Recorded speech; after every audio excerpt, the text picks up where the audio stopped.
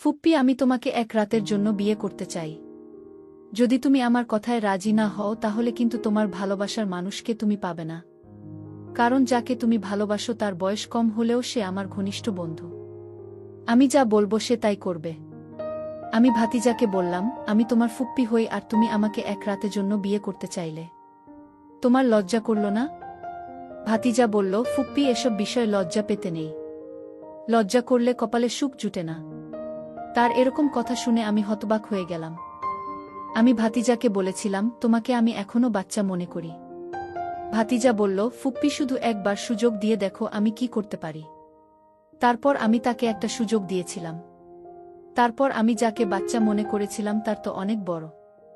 আমার তো দেখেই খুব ভয় হয়েছিল। একটা বাচ্চা ছেলে কিভাবে এত শক্তিশালী হয়? আচ্ছা, তাহলে মূল ঘটনাটি তোমাদের বলি। মূল ঘটনা বলার আগে বন্ধুরা, তোমাদের কাছে আমার বিশেষ অনুরোধ, ভিডিওটিতে একটি লাইক করবে এবং ভিডিওটি শেষ পর্যন্ত দেখবে। আমার 14 বছর বয়সী জোয়ান ভাতিজা আমার রুমে ঘুমানোর জন্য পাগলামি করত।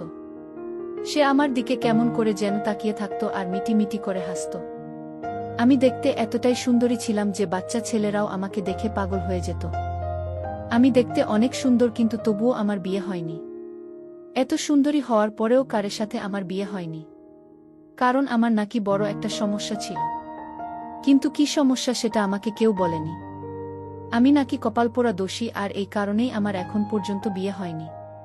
এদিকে আমার ভাবি সবসময় আমাকে খোঁটা দিয়ে বলতো যে, আর কতদিন ভাইয়ের ঘাড়ে চেপে বসে থাকবে?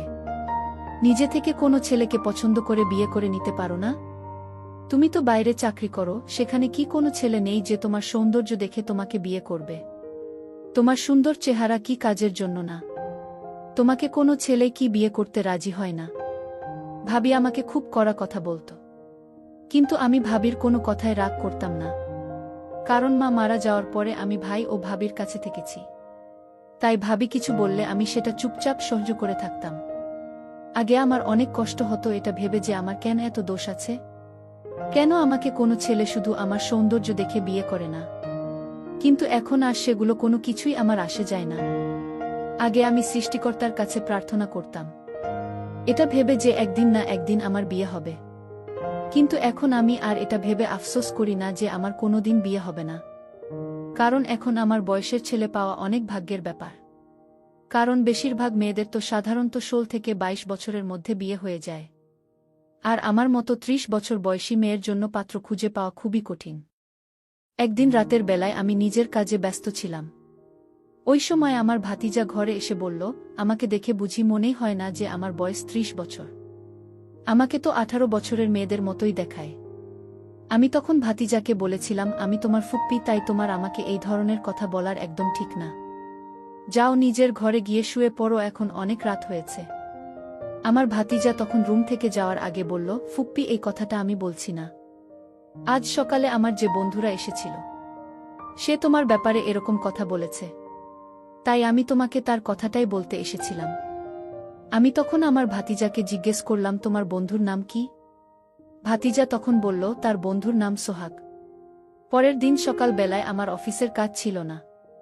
তাই আমি নিজের কাপড় চোপড় বাড়ির পিছনের উঠোনে শুকোতে দিচ্ছিলাম। ওই সময় দেখলাম আমার ভাতিজার বন্ধু সোহাগ আমার কাছে এসে বলল, ম্যাডাম কেমন আছেন? আমি যখন পেছন দিকে ঘুরে তাকালাম তখন দেখলাম একটা ছেলে ঘাড়ে ব্যাগ নিয়ে দাঁড়িয়ে আছে। আমি তখন জিজ্ঞাসা করলাম, তোমার নাম কি সোহাগ? সে তখন বলল, হ্যাঁ আমি সোহাগ। তখন আমি বললাম, তুমি আমার নাম ধরে কিভাবে ডাকতে পারলে? আমি তোমার ফুপ্পি হই। তাই আমাকে নাম ধরে নয়, ফুপ্পি বলে ডাকবে। কারণ তুমি আমার ভাতিজার বন্ধু, তাই তুমিও আমার ভাতিজা, এরকম ভুল আর কোনো দিন করবে না। আমার ভাতিজা যেমন আমাকে ফুপ্পি বলে ডাকে, তুমি আমাকে ফুপ্পি বলে ডাকবে। আর এখানে তুমি কি করছো? আমার ভাতিজা তো স্কুলের জন্য অনেক আগে বেরিয়ে গেছে। সোহাগ বলল, ফুপ্পি, আপনার একা একা রোদে কাজ করতে দেরি হচ্ছে, আমি আপনাকে একটু সাহায্য করি। আমি তখন সোহাগকে বললাম, আমাকে সাহায্য করতে হবে না। আমি কারো সাহায্য নিয়ে কাজ করতে একদমই পছন্দ করি না। আমি নিজের কাজ নিজে করতে পছন্দ করি। তুমি এখনই এখান থেকে চলে যেতে পারো। তারপর সেদিন রাতের বেলায় যখন আমি খাওয়া দাওয়া করে নিজের ঘরে শুয়েছিলাম, তখন আমার মনে হলো আমার পাশে যে কেউ বসে আছে। এমনকি ঘুমের মধ্যে অনুভব করলাম আমার কাছে কেউ যেন আসার চেষ্টা করছে। আমি চিৎকার করে উঠলাম, কারণ আমার পাশে একটা ছেলে বসেছিল আর তার মুখটা কালো কাপড় দিয়ে ঢাকা ছিল। যখন আমি চিৎকার করে উঠলাম তখন সে ঘরের ভেতর দিয়ে দৌড়ে পালানোর চেষ্টা করল। ওই সময় আমার ভাতিজা বারান্দার ঘরে ছিল। আমার ভাতিজা ওই চোরটাকে দেখে ভয়ে চিৎকার করল। তারপর বাড়ির বাকি সবাই যখন হাজির হলো তখন দেখলাম আমার ভাতিজার মুখটা চেপে ধরে আছে সেই চোর। তখন আমি না পেরে ওই চোরের চুলের মুঠি ধরে বললাম, আমার ভাতিজাকে ছেড়ে দে। তারপর চোর বাড়ির বাকি সবাইকে দেখে খুব বেশি ঘাবড়ে যায় আর আমার ভাতিজাকে ওই চোরটা খুব জোরে ধাক্কা দিয়ে বাড়ি থেকে পালিয়ে যায়। আমরা সবাই ওই চোরকে অনেক ধরার চেষ্টা করেছিলাম কিন্তু ধরতে পারিনি, এমনকি তার মুখটা পর্যন্ত দেখতে পারিনি। কিন্তু অবাক বিষয় হচ্ছে এই চোরটা আমাদের বাড়িতে কোনো কিছু চুরি করেনি, সে শুধু আমার একটা পোশাক নিয়ে পালিয়েছিল। এদিকে আমার ভাতিজা ভয় পেয়ে অজ্ঞান হয়ে গিয়েছিল যখন ওই চোর তার মুখটা খুব জোরে চেপে ধরেছিল। চোরের পালিয়ে যাওয়ার পরে আমার ভাতিজার চোখে মুখে জলের ছিটে দিয়েছিলাম। তারপর ভাতিজার জ্ঞান ফিরে এসেছিল।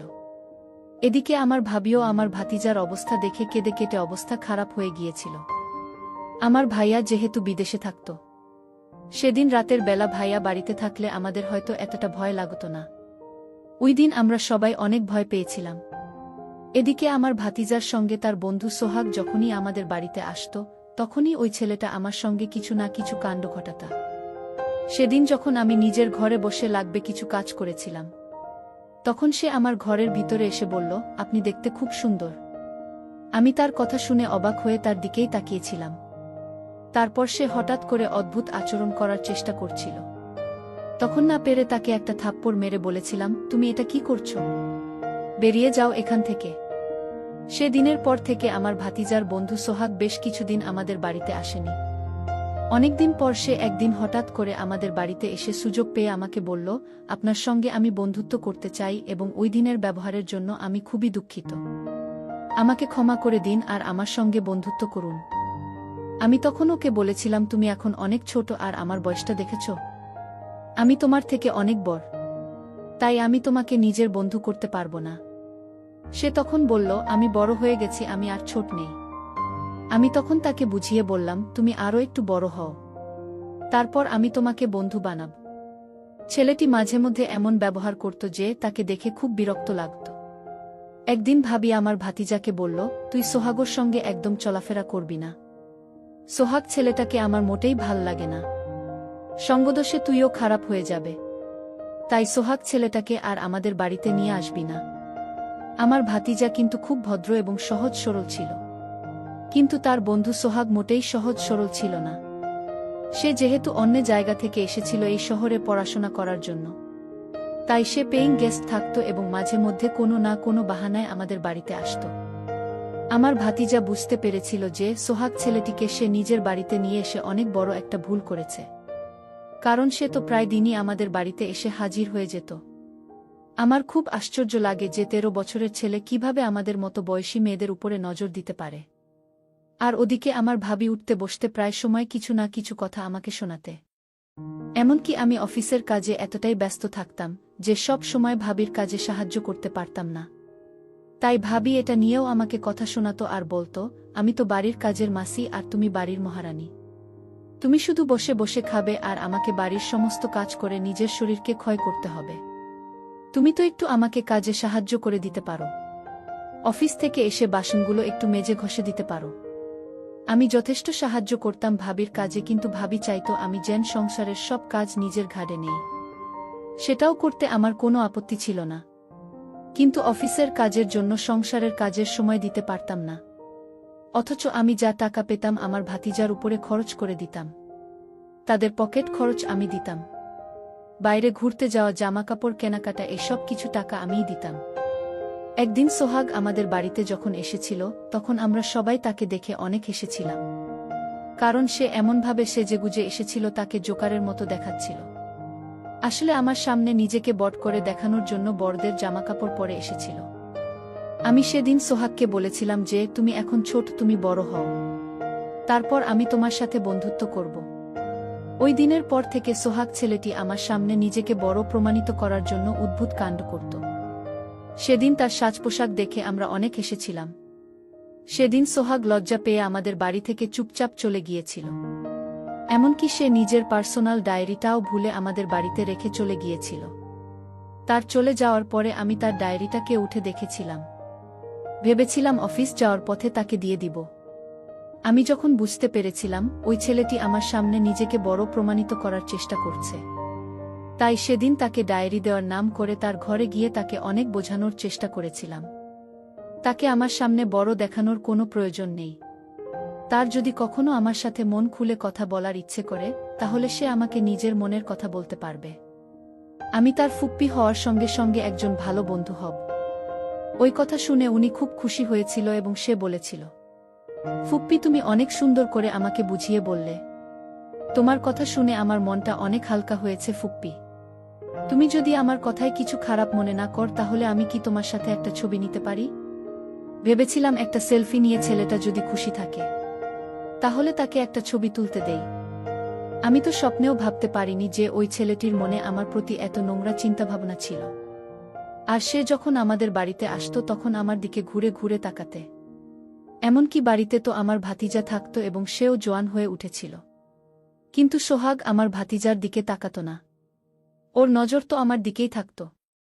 ডায়েরিটা দিয়ে আমি যখন বাড়ি ফিরে এসেছিলাম, তখন ভাবি আমাকে বলেছিল, তোমার তো আজকে অফিস ছুটি আছে, তাহলে তুমি বাইরে কোথায় গিয়েছিলে? বাড়িতে থেকে তো আমার কাজে একটু সাহায্য করে দিতে পারো। তখন আমি মাথা নিচু করে চুপচাপ নিজের ঘরে চলে এসেছিলাম।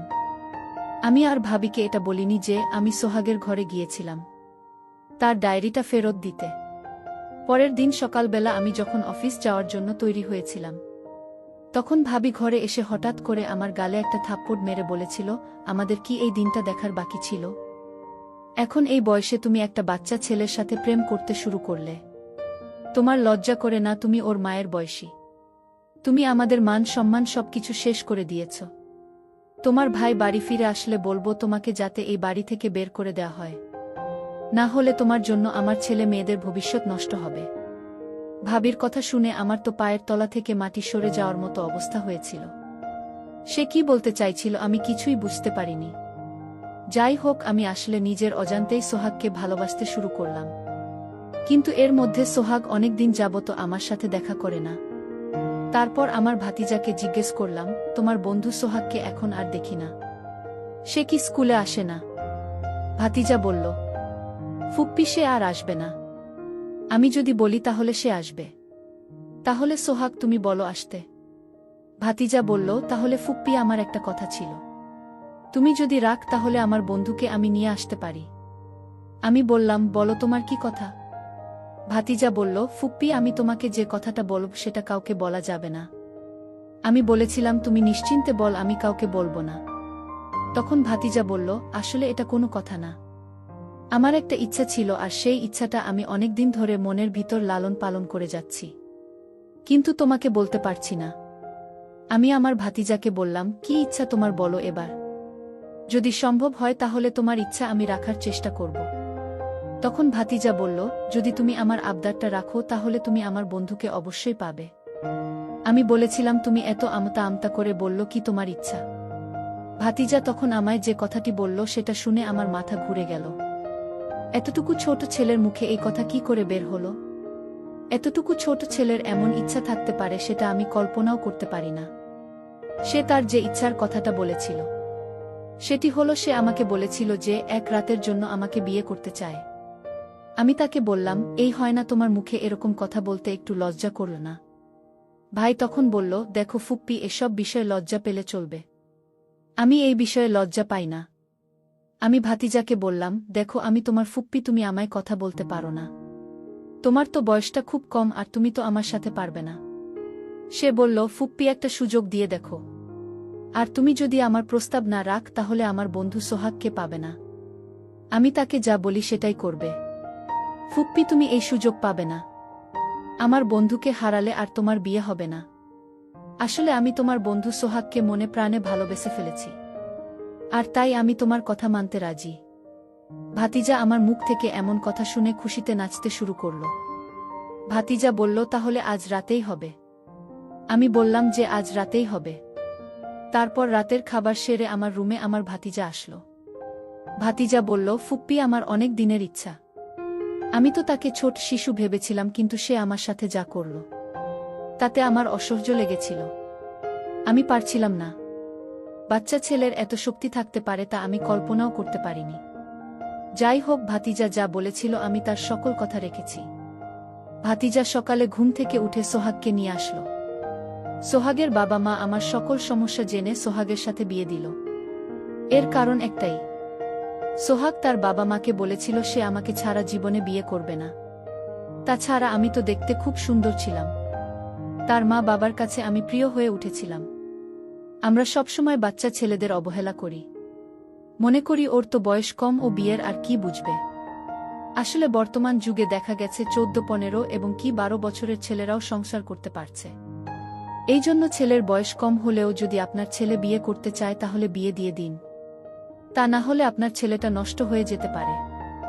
বন্ধুরা, আজকের গল্পটা তোমাদের কেমন লাগলো তা অবশ্যই কমেন্ট করে জানাতে ভুলবে না।